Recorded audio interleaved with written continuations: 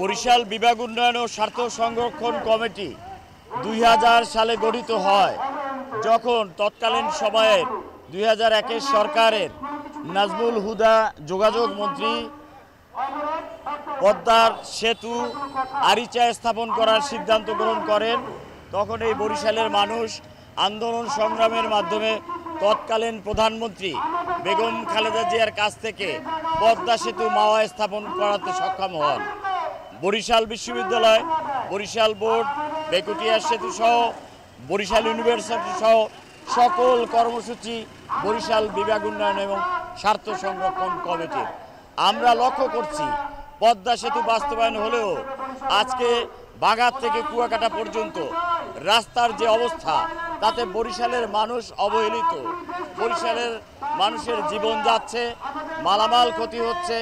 আমরা বরিশালের এই সেতুকে মাওয়ার থেকে ভাঙা অবধি আমরা ৬ লেনের সেতু চাই। ৬ লেনের সেতু বরিশালের মানুষের দাবি, বরিশালের মানুষের প্রাণের দাবি।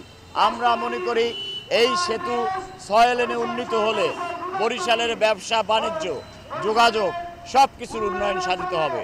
সেক্ষেত্রে বর্তমান সরকারের কাছে এবং সমাজ উন্নয়নে যারা রয়েছেন, যারা এই সেতু বিভাগে রয়েছেন, তাদের সকলের কাছে দাবি অবিলম্বে বরিশালের মানুষের এই দাবি পূরণ করা হোক।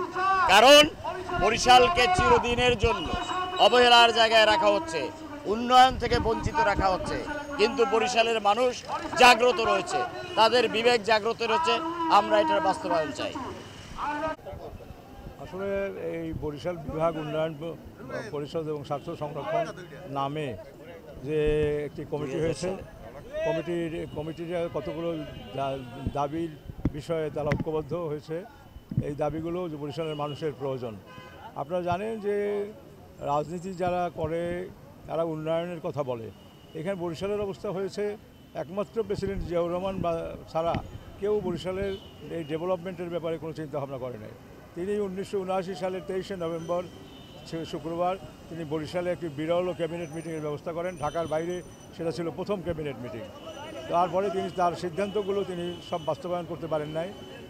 তারপর তার উত্তরাধিকার সরকার দেশনেত্রী বেগম খালেদা জিয়া যখন প্রধানমন্ত্রী হন, তারপরেই বরিশাল তিনি বিভাগ ঘোষণা করেন এবং বরিশালে বিশ্ববিদ্যালয়, বরিশাল বিমানবন্দর, radio station, teachers training college, Barishal board, engineering college, এইভাবে ১৪টি সিদ্ধান্তের মধ্যে তিনি বরিশাল বিভাগকে প্রথম ঘোষণা করেন, সিটি কর্পোরেশন করেন, বরিশাল মেট্রোপলিটন পুলিশ ঘোষণা করেন এবং আস্তে আস্তে বরিশালের উন্নয়নগুলো আপনার চাহিদা অনুযায়ী উন্নয়নগুলো সাধিত হয়েছে।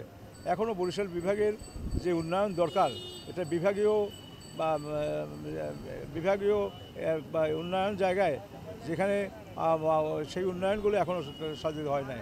কারণ সেটি আজকে মেট্রোপলিটন পুলিশের জন্য অফিস হয় নাই, আমরা তখন নিজেরা অফিস বানিয়ে দিয়েছি তাদের। এবার যখন বরিশালে সিটি কর্পোরেশন বর্ধিত এলাকা নেওয়া হয়েছে, সব জায়গাটা ডেভেলপমেন্টের জন্য ফান্ড পাওয়া যায় নাই এবং অন্যান্য যেসব প্রতিষ্ঠানগুলো আছে তাতেও প্রচুর ফান্ড দরকার এবং বিভাগের সমস্ত ডেভেলপমেন্টগুলো সেই কাজটি হয় নাই। তো আমার মনে হয় যে বিভাগ উন্নয়ন পরিষদ নামে যে সংগঠন হয়েছে তারা এটা মনে করিয়ে দেবে। আগামী সরকার আসলে আমাদের এই কাজগুলো করবে যেগুলো আমাদের দায়িত্ব মানে সিদ্ধান্ত গৃহীত হয়েছিল। আর এখন নতুন করে ৬ লেন আর বিভিন্ন ডেভেলপমেন্টের ব্যাপারে ওনারা একমত হয়েছেন। সেই দাবিগুলো ইনশাল্লাহ এই মানুষের, সেদিনও আমরা ২১ জেলায় মিটিং করে পদ্মার পাড়ে গিয়ে যেদিন আমরা পদ্মা সেতুর জন্য আন্দোলন করেছিলাম, খালেদা জিয়া তার ২-৩ দিন পরেই তিনি পদ্মা সেতু বলেছেন আমি ২টি সেতু করব। আজকেও আমরা বরিশালের সকল ডেভেলপমেন্ট সকল জেলার সাথে আমরা যোগাযোগ করব, যাতে করে জেলার আরও কোনো দাবি থাকলে সেগুলো সমস্ত সমাধান করা হবে। ইতিপূর্বে আমরা বরিশাল বিভাগীয় উন্নয়ন পরিষদ, বরিশাল বিভাগীয় সমিতি এবং বরিশাল জেলা সমিতিতে ঢাকায় আমরা আলাপ করেছি। বিভাগীয় উন্নয়ন পরিষদের সাথে তাদের একটা বৈঠক হবে এবং আমরা জেলায় জেলায় তাদের কি আরও কোনো সমস্যা আছে কিনা আমরা দেখে আমরা বরিশালের মানুষকে সবাইকে একত্রিত করে ঐক্যবদ্ধভাবে বরিশালের মানুষের উন্নয়নের জন্য কাজ করবো ইনশাআল্লাহ।